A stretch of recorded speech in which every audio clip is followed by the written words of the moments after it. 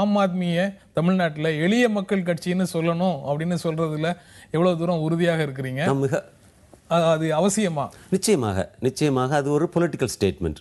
அதாவது தமிழக அரசியல் சூழல் வேறுபட்டது, தமிழக மக்களுடைய அரசியல் உணர்வுகள் வேறுபட்டவை. இந்திய ஏகாதிபத்தியத்தை நாம் தொடர்ந்து எதிர்த்து கொண்டிருக்கிறோம். அந்த நிலையிலே நான் மிக உறுதியாக இருக்கிறேன். நான் அப்படிப்பட்ட ஒரு நிலைப்பாட்டை தமிழர்கள் எடுக்கிறார்கள். தமிழர்கள் தங்களுடைய அடையாளத்தை, தங்களுடைய கலாச்சார அடையாளங்களை தக்க வைத்துக் கொள்ள விரும்புகிறார்கள். இந்தி படிக்கக்கூடாது என்று நாங்கள் யாரையும் சொல்லவில்லை, அது அவரவர் விருப்பம். ஆனால் தமிழகத்திலே அரசியல் செய்யும் போது தமிழ் மக்களுக்கு புரிகிற ஒரு பெயரை வைத்து அரசியல் செய்வதுதான் ஏற்புடையதாக இருக்கும் என்று யோகேந்திர யாதவிடமும் அரவிந்த் கெஜ்ரிவாலிடமும் நான் பேசியிருக்கிறேன். அவர்கள் எழுத்துப்பூர்வமாக எங்களுக்கு அனுமதி தந்திருக்கிறார்கள். நீங்கள் தமிழ் பெயரை உபயோகப்படுத்தலாம், பயன்படுத்தலாம் என்று. சாதாரண மக்கள், சாமானிய மக்கள் என்பதெல்லாம் வடமொழி சொற்களாக இருப்பதால் எளிய மக்கள் கட்சி, இன்றைக்கு பல இடங்களில் அந்த எளிய மக்கள் கட்சி என்கிற பெயர் பயன்படுத்தப்படுகிறது. நிச்சயமாக வருங்காலத்தில் நாங்கள் அந்த பெயரை பிரபலப்படுத்துவோம். கட்சியை தொடங்கினவங்க வச்ச பெயர் ஆம் ஆத்மி பார்ட்டி. பெரியாரோட இருந்த குத்தூசி குருசாமி எழுதிய ஒரு கட்டுரையை நாம் படித்தது நினைவுக்கு வருது. அவர் இங்கிலீஷை ஆங்கிலம்னு தமிழில் எழுதுறதையே விமர்சனம் பண்ணுறாரு. அவங்க அந்த மொழிக்கு வச்சிருக்கிற பெயர் இங்கிலீஷு, அந்த இங்கிலீஷை நீ தமிழில் இங்கிலீஷ்னு தான் எழுதணும், ஆங்கிலம்னு எழுதுறதே தப்பு அப்படின்னு குத்தூசி குருசாமி சொல்கிறாரு. அந்த பின்னணியில் பார்க்கும்போது ஆம் ஆத்மி பார்ட்டின்னு அவங்க வச்சுருந்தாங்கன்னா அதே இதை பயன்படுத்துறதை இந்த மக்கள் ஏற்றுக்கொள்வார்கள். அதை ஏன் நம்ம எளிய மக்கள் கட்சின்னு சொல்லணும் அப்படிங்கிற ஒரு கேள்வி வருது. நிறைய பேர் அப்படி சொல்றாங்க. காங்கிரஸ் பார்ட்டின்னு சொல்றது இன்னொரு மொழி சொல், ஜனதா, பாரதிய ஜனதா அதே பேர்ல தான் இங்க புழங்குது. ஆமா, அது உண்மை. நான் ஏற்கனவே சொன்னது போல இட்ஸ் a பொலிட்டிக்கல் ஸ்டேட்மெண்ட். ஒரு நம்முடைய அரசியல் அடையாளத்தை அங்கீகரிக்க வேண்டிய, நிலைநிறுத்த வேண்டிய ஒரு ஸ்டேட்மெண்ட்டை தவிர, நிலைப்பாடை தவிர இந்த பிரச்சனையை காரணமாக கொண்டு ஒரு பெரிய தகராறு உருவாக்க வேண்டியது தேவையில்லை என்று நான் நினைக்கிறேன். சமூக இயக்கங்களில் வேகமாக பங்கெடுத்தவர்கள், அதுக்கப்புறம் நல்லாட்சி வேணும் அப்படிங்கிற நல்லுணர்வு கொண்டவர்கள் போன்ற நல்லவர்களாக களம் இறங்கினால் மட்டுமே மக்கள் தேர்ந்தெடுத்து விடுவார்கள் அப்படின்னு ஒரு புரிதல் இருக்கா என்ன? இல்லை, ஆக்சுவலாக இன்னைக்கு தேர்தல் களத்தில் கோடிக்கணக்கான பணத்தை கொட்டி இது ஒரு வியாபாரமாக நடத்தி கொண்டிருக்கிறார்கள். 60 கோடி முதல் 100 கோடி ரூபாய் வரை பணத்தை போட்டு அதன் மூலம் இந்த பதவியை பெற்று, இந்த பதவியின் மூலம் போட்ட முதலீடை விட பன்மடங்கு அறுவடை செய்வதுதான் இன்றைக்கு அரசியலாக இருந்து கொண்டிருக்கிறது. அதை கேள்வி கேட்கிற நாம், அதை தட்டி கேட்கிற நாம், அதற்கு மாற்று வடிவத்தையும் மாற்று நிலையையும் நாம் மக்களிடம் சொல்லியாக வேண்டும். வெளியே இருந்து விமர்சிப்பது ஒன்று. இந்த நிலையை மாற்ற வேண்டும் என்றால் நாங்கள் நிற்கிறோம், எங்களுக்கு வாக்கு தாருங்கள், நாங்கள் இப்படிப்பட்ட பெரிய முதலீட்டை செய்து இது வியாபாரமாக மாற்ற மாட்டோம், மிக குறைந்த செலவிலே இந்த தேர்தலை சந்தித்து உங்களுடைய ஆதரவோடு நாங்கள் களமிறங்கி ஒரு மாற்று அரசியலை, ஒரு மாற்று கலாச்சாரத்தை, ஒரு நல்ல வருங்காலத்தை உருவாக்கி தருவோம் என்று நாம் உறுதியளிக்கிறோம். மக்கள் ஏற்றுக்கொள்ளவில்லை என்றால் அது அவர்கள் பிரச்சனை. மக்களோடு உடன்பாடு அப்படின்னு சொல்லி ஒரு உடன்பாட்டை நீங்க மக்களிடத்துல கொடுக்குறீங்க, உடன்பாடு செய்து கொள்கிறேன், இதன்படி நான் நடந்து கொள்வேன்னு சொல்றீங்க. அதை அவங்க ரிசீவ் எப்படி உங்ககிட்ட என்ன மாதிரி ரியாக்ட் பண்றாங்க? ஊடகங்களிலே அது மிக பரவலாக பேசப்பட்டது. அதுவே அந்த தேவைக்கான அது தேவை இருக்கிறது என்பதை அது வெளிக்காட்டியது. பொதுமக்கள் மத்தியிலும் அது விவாதிக்கப்படுவதை நான் பார்த்திருக்கிறேன், கேட்டிருக்கிறேன். மக்கள் அதை பற்றி பேசுகிறார்கள். அதற்கான தேவை இருக்கிறது.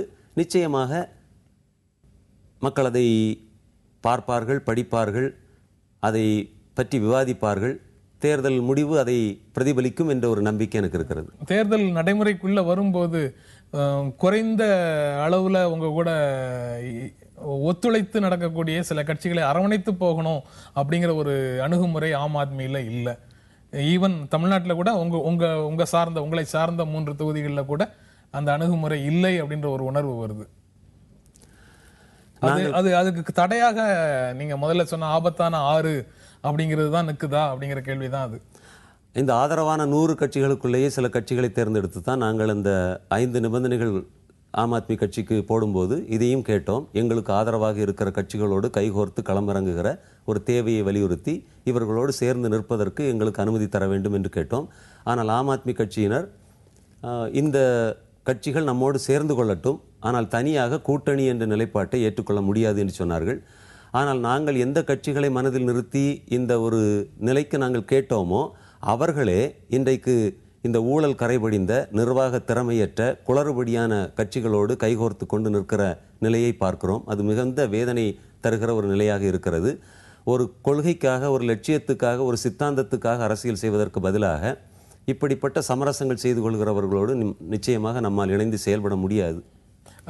இது உங்களுடைய அணுசக்திக்கு எதிரான போராட்டத்துக்கு ஒரு பின்னடைவை கொடுக்கிற மாதிரியான ஒரு சூழலுக்கு இட்டு செல்லாதா?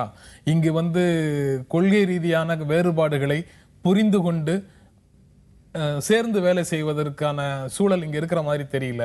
இங்க ஒரு செக்டேரியன் மனநிலை, ஒரு குறுங்குழுவாத மனநிலை தான் இருக்கிற மாதிரி தெரியுது. அதுவும் தேர்தல் காலத்துல அந்த மனநிலை ரொம்ப அதிகமாக வெளிப்படுது. இந்த சூழலுக்கு பிறகு அவர்களோடு சேர்ந்து வேலை செய்கிற சூழலை எப்படி கட்டியமைக்க முடியும்னு நினைக்கிறீங்க? இந்த அணுசக்திக்கு எதிரான நிலைப்பாட்டை அவர்கள் தங்களுடைய அரசியல் கொள்கைகளுள் ஒன்றாக ஏற்றுக்கொள்ளாத வரை நிச்சயமாக எங்களுக்கும் பயனில்லை, அவர்களுக்கும் பெரிய பயன் இருப்பதாக எனக்கு தெரியவில்லை. எளிய மக்கள் பாதிப்புக்குள்ளாகிற திட்டங்களுக்கு எதிரான ஒரு சித்தாந்த நிலைப்பாடு எடுக்காத வரை இந்த சமரச அரசியலை உண்மையிலேயே நான் நம்பவில்லை. இது ஒரு நாடக அரசியல் நடந்து கொண்டிருக்கிறது. அப்படிப்பட்ட நாடக நடிகர்களோடு சேர்ந்து நடிப்பதிலே எனக்கும் விருப்பமில்லை, எங்களோடு நிற்கிற மக்களுக்கும் விருப்பமில்லை. வேறு வேறு கூட்டணியில் இருக்கக்கூடிய உங்களுக்கு நெருக்கமான சில தலைவர்கள் போட்டியிடக்கூடிய தொகுதியில் ஆம் ஆத்மி போட்டியிட வேண்டாம் அப்படிங்கிற ஒரு கோரிக்கை உங்களிடத்திலிருந்து வருது. அதை எப்படி புரிஞ்சுக்கிறது? 3 தலைவர்களுக்கு எதிராக ஆம் ஆத்மி கட்சி வேட்பாளர்களை நிறுத்த வேண்டாம் என்று நாங்கள் கேட்டுக்கொண்டோம். அதற்கு காரணம், அந்த 3 தலைவர்களும் நாடாளுமன்றத்துக்கு சென்றால் நிச்சயமாக தமிழ் மக்களுக்கு ஏதாவது ஒரு விதத்தில் அது பலனளிக்கும் என்று நாங்கள் நம்புகிறோம். கட்சிகளை கடந்து, அவர்களுடைய கட்சி கொள்கைகளை கடந்து இவர்கள் மூவரும் நல்ல மனிதர்கள் என்ற அடிப்படையிலே நாங்கள் அந்த நிலைப்பாட்டை எடுத்திருக்கிறோம். மனிதர்கள் என்ற அடிப்படையிலே தானே தவிர கட்சியோ சித்தாந்தமோ அங்கே ஒரு பெரிய பொருட்டாக பார்க்கப்படவில்லை. 400 தொகுதிகளுக்கு மேல ஆம் ஆத்மியிலேருந்து வேட்பாளர்களை நிறுத்துறாங்க. பெரிய அளவில், அகில இந்திய அளவில் எல்லா மாநிலங்கள்லையும் கட்சியினுடைய கட்டமைப்பு ஒன்றும் இல்லை. அப்படி இருக்கும்போது அந்த 400 தொகுதிகளில் வேட்பாளரை நிறுத்துவது வெறும் சிம்பாலிக் கண்டெஸ்ட் அப்படிங்கிறது மட்டும்தான் பொருளா?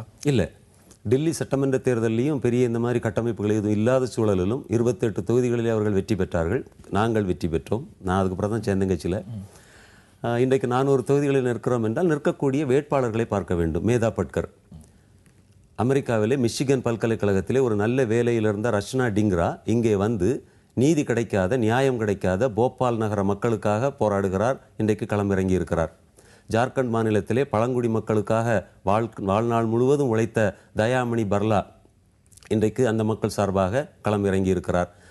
ஈழத்தமிழர்களுக்கு ஆதரவாக குரல் கொடுத்த அனிதா பிரதாப் இங்கே கேரளத்திலே களமிறங்கி இருக்கிறார். மேதா பட்கர், இப்படி பல்வேறு அரசியல் போராளிகள், சமூக போராளிகள் இன்றைக்கு களத்தில் இறங்கி இருக்கிறார்கள். இவர்களெல்லாம் உன்னதமான, உணர்வு மிக்க, உண்மையான தலைவர்கள்.